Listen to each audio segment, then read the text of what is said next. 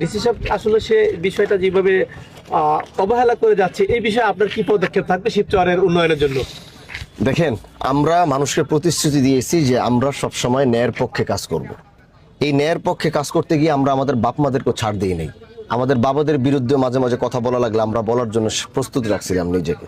তো সেই জন্য এই ডিসি তারপর এসপি এদেরকে তো আমরা এই ন্যায়ের পক্ষে বা ন্যায়ের সময় কথা বলার সময় এগুলো আমরা ওইভাবে চিন্তা করি না। আমার কথা হচ্ছে, আমার শিবচরের আজকে 2টা বছর যাবত এই প্রকল্প বন্ধ, ওইখানে বন্ধ, সে টাকা পায়, সব শুনলাম যে এগুলো ডিসি অফিসে টাকাগুলো রাখা, কিন্তু তারা দিচ্ছে না। কেন দিচ্ছে না, তাদের সমস্যা কি, প্রবলেম কি, এটাও আমার জানা দরকার। তো আজকে এতদিন যাবত মানুষ এখানে কষ্ট করতেছে, আমাদের এই জমিগুলো না দেওয়ার কারণে ব্রিজের কাজগুলো বন্ধ, বৃষ্টি বাদল, মানুষের ভোগান্তি, এটা তো বিরাট সমস্যা।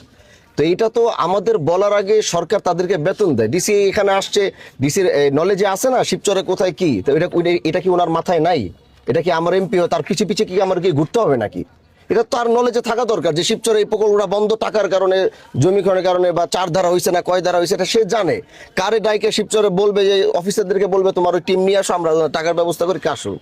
ওনারা সরকারি বেতন নিয়ে কি করতেছে, এটা হলো আমার আসল কথা, যে তারা কি দায়িত্ব পালন করতেছে, এটা কোন ধরনের দায়িত্ব পালন করা হলো। তারা ব্যস্ত ওই বালুর টেন্ডারে কে কি করলো, ওই যে বালুর টেন্ডার কইরা ওখান থেকে কে কত ভাগ পাবে, কে কতটুক নিবে, এগুলো নিয়ে গেলে সবাই ব্যস্ত।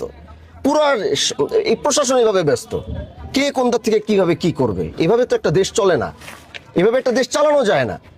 আপনি যদি দেখেন এখন বর্তমান প্রাইম মিনিস্টারকে আপনি দেখেন, উনি উনি উনি কিভাবে চেষ্টা, রাত দিন 24 ঘন্টা অফিস করে সমাধান করার জন্য চেষ্টা করতেছে, তাহলে এরা কি করতেছে? এই জন্য আমার থাকবে যে ডিসি সাহেবের দায়িত্ব শুধু ওই মাদারীপুর 2 আর মাদারীপুর 3 না, মাদারীপুর 1-এরও ডিসি উনি, ওনার এটা দায়িত্ব যে এখানে কিভাবে এটা তাড়াতাড়ি সমাধান করা যায়। এটা যদি ব্যর্থ হয় তাহলে এটা তার ব্যর্থতা, এটা অবশ্যই এটা তার দেখতে হবে। এখানে কাগজপত্র দেখবো আমি, এগুলো নিয়ে আমি ডিসির কাছে আমি দ্রুত ইনফর্ম করবো। আমার মেসেজ ওনার কাছে যাওয়ার সাথে সাথে আমার থাকবে, উনি দ্রুত আমার এটা সমাধান করে আমার এলাকা সচল করতে হবে, ব্রিজগুলো সচল করতে হবে, কাজ যেন দ্রুত হয়, আমার এলাকার উন্নয়ন যেন কোনোভাবে আটকায় না থাকে। কিন্তু যেগুলো মানুষকে বলছি, যেগুলো প্রতিশ্রুতি দিছি, এগুলো আমরা করবই। এজন্য আমাদের ইনসাফের আওয়াজও চলতে থাকবে, ন্যায়ের পক্ষেরও কাজ চলতে থাকবে, উন্নয়নের কোনো বাধাগ্রস্ত হবে না, উন্নয়নের জন্য যা করতে হবে আমরা তা করব। এটা আমরা চালিয়ে যাচ্ছি, এটা আমাদের চলবে ইনশাআল্লাহ।